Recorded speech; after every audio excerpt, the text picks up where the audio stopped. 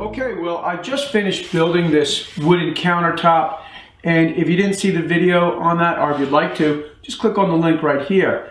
Now, today I'm going to show you how I finish it, and as you can see, I've already got one coat of polyurethane on the top. And I do that because as soon as I finish sanding something, I like to seal it. That way it's not susceptible to anything like oil from your hands or anything that might get on it in the shop. So now it's pretty safe.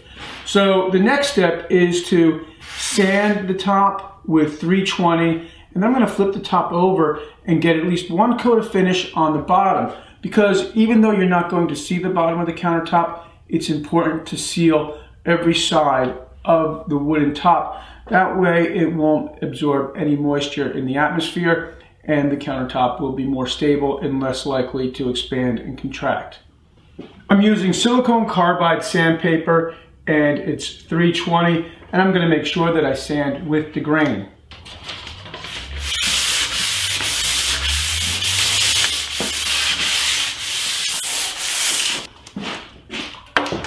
I finished sanding the top. Now I'm going to flip the top over on these boards that I've laid a few pieces of carpet on. That way I don't damage the wooden top here. And then I'll start to apply the finish to the bottom of the countertop.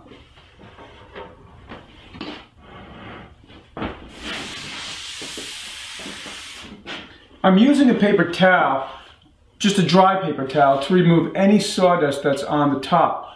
And I'll continue to do this until, as you can see, the paper towel has that orange color. I'll do this until there's no longer any color on the paper towel, or at least very little color.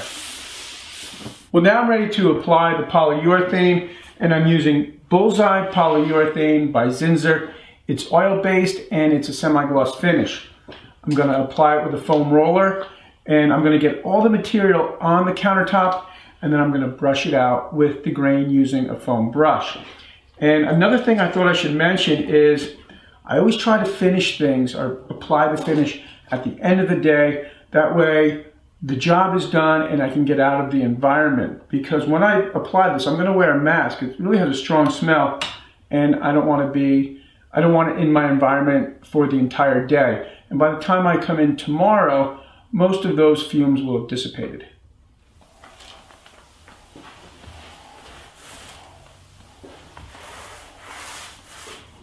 Well, I've got one coat of polyurethane on the bottom of the countertop now.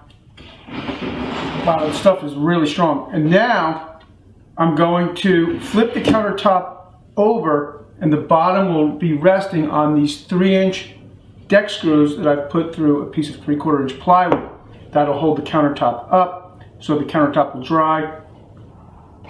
And wow, and only the spots that the countertop is resting on will be affected by these screw heads. And of course it's at the bottom of the countertop so you don't see it.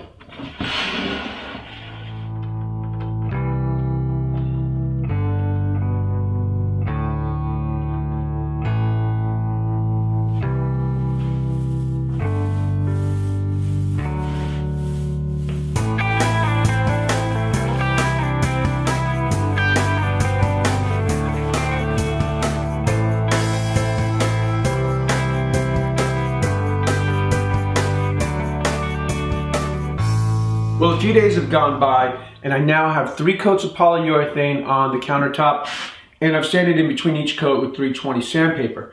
Now, after I applied the 3rd coat, I let the countertop sit for 3 days so the finish could really cure.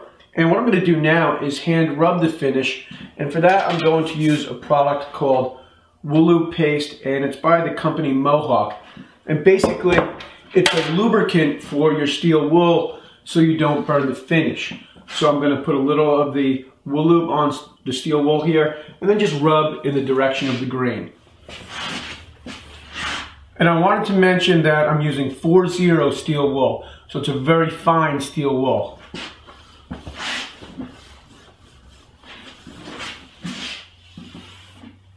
Okay, well now I'm just removing any of the residue left behind from the buffing paste, and I just use a clean paper towel or a cotton rag to do that. Now this project's done, and unfortunately I don't have any good photographs of it yet because I haven't installed it. But as soon as I do, I'll put them on my website. So if you'd like to see how the job turned out, you could go to jonpeters.com and search countertop. Thanks for tuning in, and I'll see you next time.